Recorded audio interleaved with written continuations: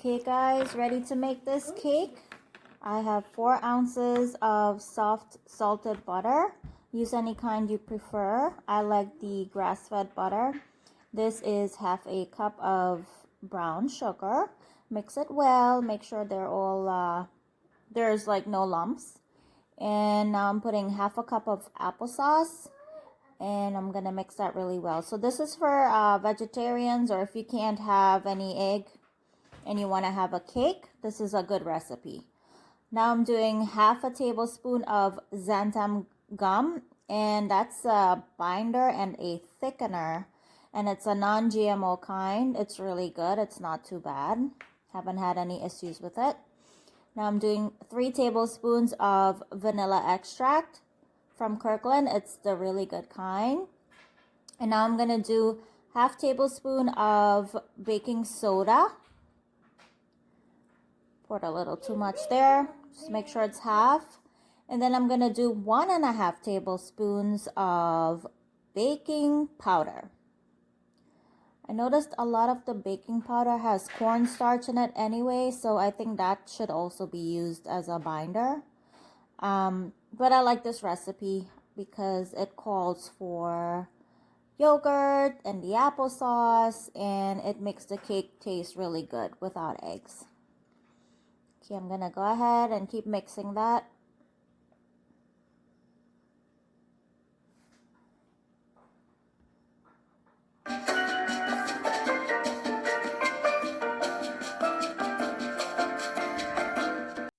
Okay guys, so I just added half a cup of Greek yogurt.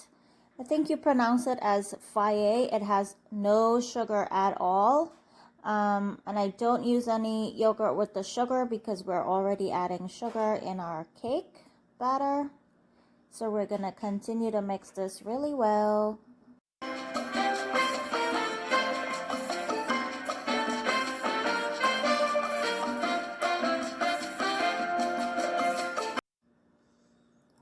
Okay. Now that I feel that all that is truly mixed in, we're going to do 1.5 cups of all-purpose flour, and I do some flour at a time, but in total it's 1.5 cups of flour, all-purpose. Make sure it's mixed really well, and in Trinidad we're used to greasing the pan, and then we add like a dust of flour so the cake doesn't stick. So I'm going to go ahead and bake this at 350 for just half an hour, guys. And then I'm going to have a part 2 of this video of how I decorated the cake. Well, I tried. But if you want to see part 2, look for the link down below. So the cake batter is nice and fluffy. So I'm not actually like pushing it down really hard. You're just going to kind of pat it down like real easy because it's whipped so much. It's nice and airy. So we want to leave it like that, okay? So go ahead and bake that at 350 for half an hour or until it's brown enough for you.